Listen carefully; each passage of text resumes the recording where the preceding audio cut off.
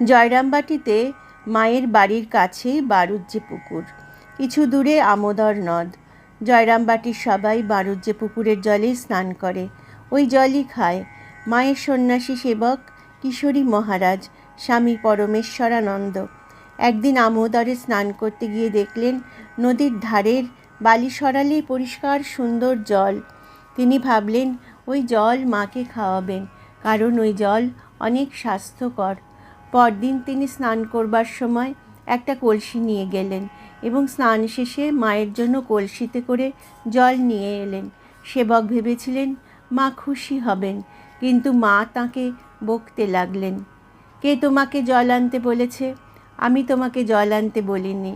আমি বারুজ্জে পুকুরে জল খাই, বারুজ্জে পুকুরের মিষ্টি জল। তোমাকে জল আনতে হবে না। কিন্তু সেবক লক্ষ্য করলেন মা বিরক্ত হলেও ওই জল ব্যবহার করছেন। তাই পরদিনও স্নান করে ফেরার সময় মায়ের জন্য জল নিয়ে এলেন। মা এদিন আরও বকলেন, কেন তুমি জল আনলে?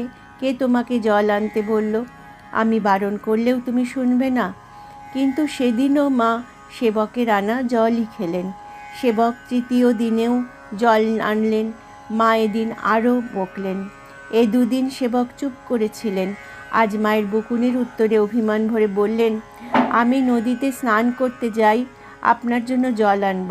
আপনি ইচ্ছে হয় খাবেন, ইচ্ছে না হয় খাবেন না, আমি জল আনবই।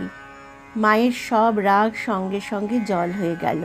কোমল স্বরে বললেন, দেখো বাবা, জল আনছো, তৃপ্তির সঙ্গে খাচ্ছি এবং জল ভালো, তবে অত দূর থেকে জল আনতে তোমার কষ্ট হবে বলে তোমায় নিষেধ করেছিলাম। সেবক হতবাক। মায়ের আপাত কঠোরতার পিছনে তাঁর জন্য কতটা উদ্বেগ ও চিন্তা কাজ করছে তা তিনি ভাবতেও পারেননি। সমাজে যারা অবহেলিত কিংবা নিজকৃত অপরাধের জন্যই লোকের চোখে হেয়, মায়ের স্নেহ থেকে তারাও বঞ্চিত হতো না। কারণ মা শুধু ভালোবাসতেই জানতেন, ভালোবাসার পাত্রের দোষ গুণ বিচার করতে জানতেন না।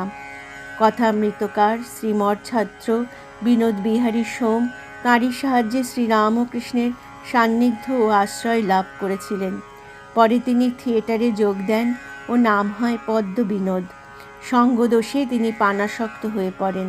গভীর রাতে নেশা করে তিনি যখন শ্রীমায়ের বাগবাজারের বাড়ির পাশ দিয়ে ফিরতেন, তখন শারদানন্দজিকে দোস্ত দোস্ত বলে ডাকতেন। কিন্তু মায়ের ঘুম ভেঙে যাবার ভয়ে কেউ সাড়া দিত না। আবোল তাবোল বকতে বকতে পদ্মবিনোদ চলে যেত।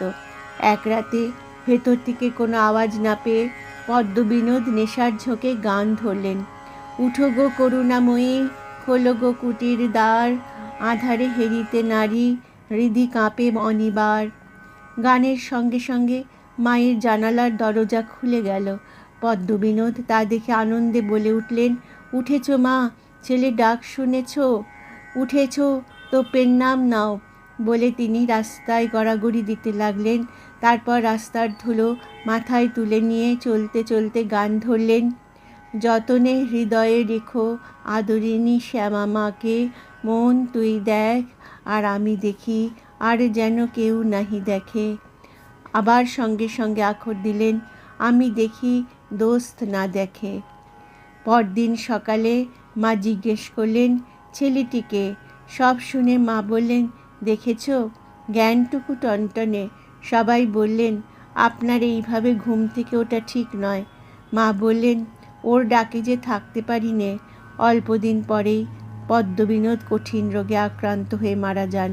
শেষ সময়ে তিনি কথামৃত শুনতে চান ও রামকৃষ্ণ নাম উচ্চারণ করতে করতে শেষ নিঃশ্বাস ত্যাগ করেন। শ্রীমা শুনে বলেছিলেন, তা হবে না, ঠাকুরের ছেলে যে কাদা মেখেছিল, এখন যার ছেলে তারই কোলে গেছে। গাঁয়ের বৃদ্ধা এক মাঝি বউ দীর্ঘদিন পরে মায়ের কাছে এসেছেন।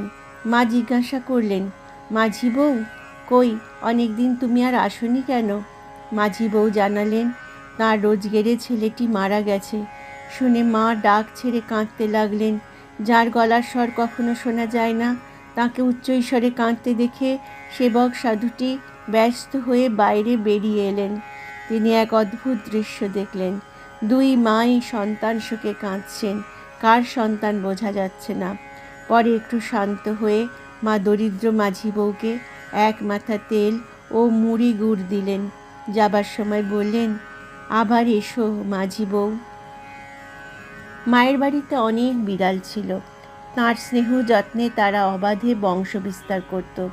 জ্ঞান মহারাজ একটি বিড়ালকে একদিন তুলে আছাড় দিলেন। সঙ্গে সঙ্গে মায়ের মুখ বেদনায় কালো হয়ে গেল। পরে তিনি জ্ঞান মহারাজকে বললেন, দেখো জ্ঞান, বিড়ালগুলোকে মেরো না, ওদের ভেতরেও তো আমি আছি। এ কথা শোনবার পর থেকে জ্ঞান মহারাজ আর বিড়ালকে মারতে পারেন না। নিজে নিরামিষ খেলেও বিড়ালের জন্য রোজ চুনা মাছ ভেজে ভাতের সঙ্গে দেন। মায়ের বাড়িতে গঙ্গারাম নামে এক পোষা চন্দনা ছিল। সকাল সন্ধ্যায় মা তার কাছে এসে বলতেন, বাবা গঙ্গারাম পড়ো তো। পাখি বলতো, হরে কৃষ্ণ হরে রাম কৃষ্ণ কৃষ্ণ রাম রাম। শ্রী মায়ের মুখে শুনে শুনে ব্রহ্মচারীদের নামগুলোও গঙ্গারাম ভালো করে শিখে নিয়েছিল। মাঝে মাঝে সে ডেকে উঠত, মা, ও মা। অমনি মা উত্তর দিতেন, যাই বাবা যাই। পাখির মা বলে ডাকার অর্থ হলো তার খিদে পেয়েছে। যেখানে মায়ের নাম সেখানেই আনন্দধাম। আনন্দম শুধু আনন্দম।